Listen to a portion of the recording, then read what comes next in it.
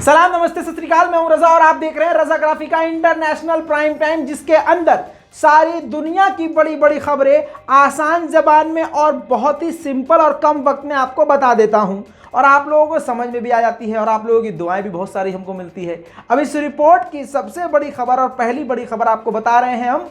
तो दोस्तों, उससे पहले आपसे एक गुजारिश ये करना चाहेंगे कि हमारे चैनल को भैया सब्सक्राइब कर लीजिए और अपने खानदान, घर बार, दोस्त यार सबसे कह दीजिए कि ये बच्चा अच्छा है, इसकी बातें बिल्कुल सही समझ में आती है, ये गोदी मीडिया को नंगा कर देता है और जो खबरें छुपाई जाती हैं वो ये खबर दिखा देता है। तो ये आप जब कहेंगे तो आपके जानने वाले भी समझदार होंगे, वो भी अपना टाइम वेस्ट गोदी मीडिया पे नहीं करेंगे, अपना समय बचाएंगे और काम की बात हमारे चैनल पे देखेंगे। तो दोस्तों, इस रिपोर्ट की सबसे बड़ी खबर ये है कि ब्रिटेन ने यानी यूके ने, और मैं कहूँ तो बड़ी बड़ी कंट्रीज ने साथ छोड़ दिया है इजराइल का। क्यों, कैसे, अब आप समझ लीजिए।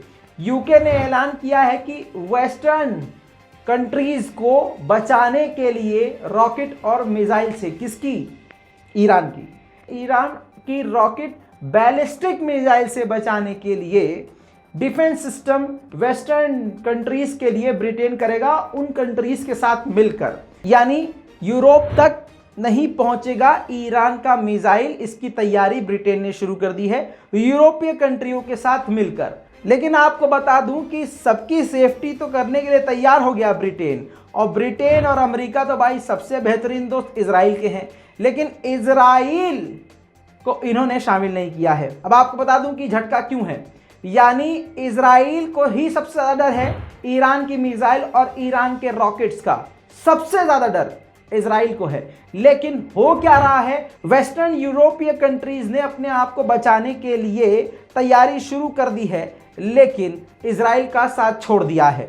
आपको बता दूं, इस प्लान में अब ये क्लियर हो गया है कि ईरान की रॉकेट्स अमेरिका और ब्रिटेन वेस्टर्न कंट्रीज तक नहीं पहुंचेगी, वेस्टर्न यूरोपीय कंट्री तक नहीं पहुंचेगी। लेकिन रिपोर्ट में ये खुद जेरूसलम टाइम्स में मौजूद है, इजराइल की ही मीडिया में मौजूद है कि ईरान के रॉकेट्स बड़े ही आसानी से इजराइल तेल अवीव पहुंच सकते हैं।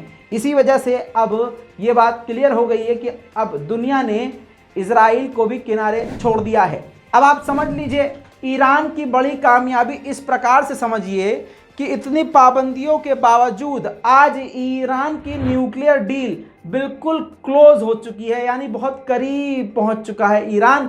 अब आपको बता दूं, रिपोर्ट के मुताबिक अमेरिका के स्पोक पर्सन नेड प्राइस ने कहा है कि ईरान की न्यूक्लियर डील अब ईरान के हाथ में है, ईरान जब चाहे उसको पूरा कर सकता है। इतना ही नहीं, इसके बाद ईरान के फॉरेन मिनिस्टर ने भी बयान जारी कर दिया है कि अब तक की सबसे ज्यादा करीब स्थिति पर हमारी बातचीत पहुंच चुकी है, यानी बहुत हम करीब हैं और कभी भी यह डील कंप्लीट हो सकती है और यह ईरान की सबसे बड़ी कामयाबी होगी।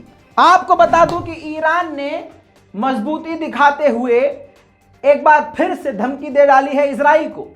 इजराइल को धमकी देते हुए ईरान के जनरल ने कहा है कि अगर हमारे आसपास के क्षेत्र पर हमारे सैनिकों को इजराइल अगर निशाना बनाता है तो इस बार हम इमीडिएटली उसका बदला ले लेंगे, वक्त नहीं लगाएंगे, सीधा हमला कर देंगे। दोस्तों, इजराइल की बेचैनी की वजह आपको अब एक और बता देता हूं।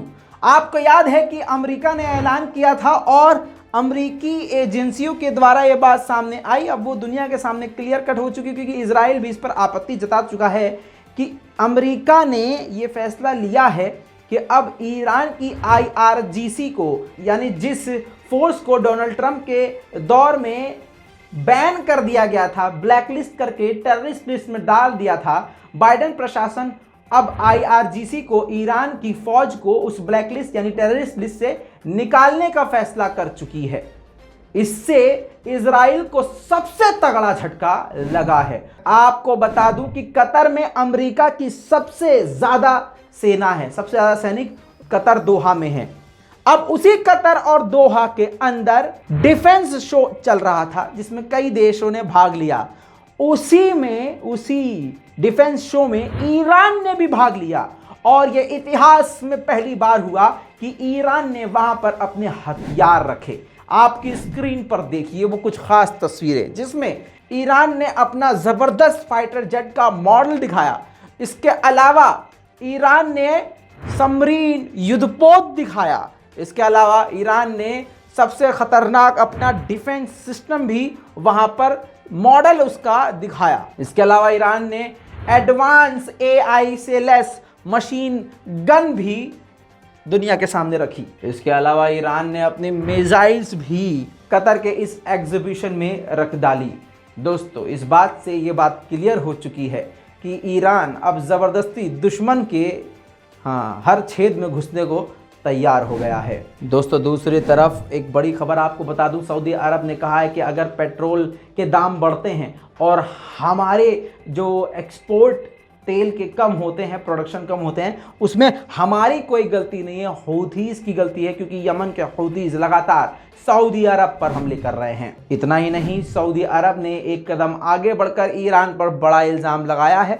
बल्कि ईरान पे इल्ज़ाम नहीं, ये बात हकीकत है, ईरान पे इल्ज़ाम सऊदी अरब की तरफ से ये लगा है कि ईरान अभी भी हूथीज़ को और यमन के लड़ाकों को ड्रोन और मिसाइल दे रहा है। अगर सच्चाई की बात करें, जो आप रज़ाग्राफ़ी से उम्मीद करते हैं, तो ईरान ही हूथीज़ और यमन को लगातार हथियार प्रोवाइड करवा रहा है। सऊदी अरब ने आगे ये भी कहा कि ये जो ईरान हथियार दे रहा है लड़ाकुओं को, ये सिर्फ हमारे लिए ख़तरा नहीं है, जो भी कंट्रीज़ तेल एक्सपोर्ट करती है, गैस एक्सपोर्ट करती है, उन सभी देशों के लिए बड़ा ख़तरा है।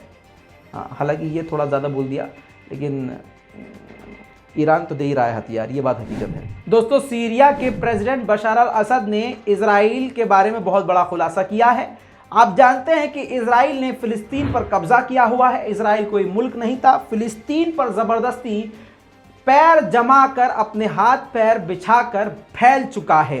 पैसे के दम पर उसने फ़िलिस्तीन पर कब्जा कर लिया है। अब बशर अल असद ने बड़ी बात कही है कि मिडिल ईस्ट में पूरी तरह से ईसाइयों को कमज़ोर करके, यहूदियों को मजबूत करके अपने आप को बढ़ा रहा है और इजराइल अपना देश, अपना वंश, अपना शासन बढ़ाने की लगातार कोशिश कर रहा है। इतना ही नहीं, बशर अल असद ने यह भी कहा कि सीरिया के, खासकर सीरिया के ईसाइयों को लगातार इजराइल निशाने पर ले रहा है। यहीं पर आपको बता दूं कि ईरान के फॉरेन मिनिस्टर खुद सीरिया पहुंचे हैं और सीरिया में प्रेसिडेंट से मुलाकात कर रहे हैं और कोशिश ये दोनों देशों के बीच जारी है कि दोनों देशों के बीच में दोस्ती बढ़े और जो गलतफहमियां हैं वो दूर हों, बिजनेस बढ़े, इंपोर्ट एक्सपोर्ट बढ़े और सीरिया में ईरान मजबूत हो। आपको बता दूं, पाकिस्तान में OIC की कामयाब मीटिंग हुई, जिसके अंदर पाकिस्तान में बता दूं कि इस OIC की मीटिंग में चीन भी शामिल था और चीन ने पहली बार फ़िलिस्तीन और कश्मीर का मुद्दा उठाया।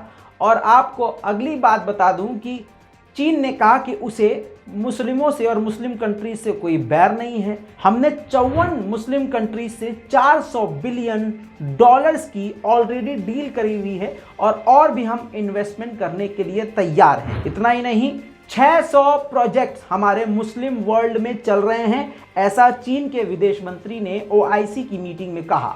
चाइना ने यह भी कहा कि हम हमेशा से फिलिस्तीनियों के साथ खड़े रहे हैं और खड़े रहेंगे। हालांकि ससुरा खुद वीगर मुसलमानों के लिए इतना गंद मचा रहा है, बेगैरत कुत्ता सुअर खाने वाला ये चीन, इसकी वजह से पूरी दुनिया में पता नहीं कौन कौन सी बीमारी फैल रही है।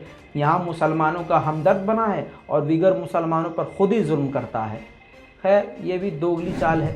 बाकी आपको पता ही है, पाकिस्तान के प्रधानमंत्री इमरान खान ने पूरी दुनिया के मुसलमानों को कहा है कि ये जो फ़िलिस्तीन के लोग हैं और कश्मीर के लोग हैं, उनको हम सब ने मिलकर निराश किया है, उनकी उम्मीदों को तोड़ा है। जाहिर सी बात है, फ़िलिस्तीन के मुद्दे पर जिस ज़ोर शोर से बोलना चाहिए दुनिया नहीं बोल रही है, ख़ास करके भारत के मुसलमान। सबको छोड़ दीजिए, फ़िलिस्तीन भी एक तरफ रख दीजिए, भारत के मुसलमान अपने लिए नहीं बोल रहे हैं तो किसी और के लिए क्या बोलेंगे।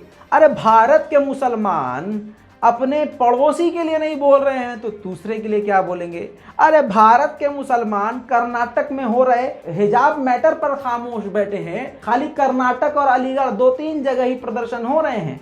तो दोस्तों, जो खुद भारत का मुसलमान होके दूसरे शहर के मुसलमान को सपोर्ट न करे, उससे ये उम्मीद करना कि वो दूसरे देश के मुसलमानों को सपोर्ट करेगा, ये सबसे बड़ी उसकी बेवकूफ़ी, अगर वो ऐसा सोच रहा है तो। बहरहाल दोस्तों, इस पूरी रिपोर्ट पर आपकी क्या राय है? अपनी राय कमेंट में जरूर लिखिएगा। रिपोर्ट को शेयर कीजिए। मैं हूं रजा और आप देख रहे हैं रजा ग्राफी। जय हिंद। तो दोस्तों, ये हैं वो लोग जिन्होंने बहुत हमारी मदद करी है और इन सभी का तहे दिल से शुक्रिया, और आपसे उम्मीद है कि इसी तरह से आप अपने दुआओं में और अपने साथ में हमें याद रखेंगे।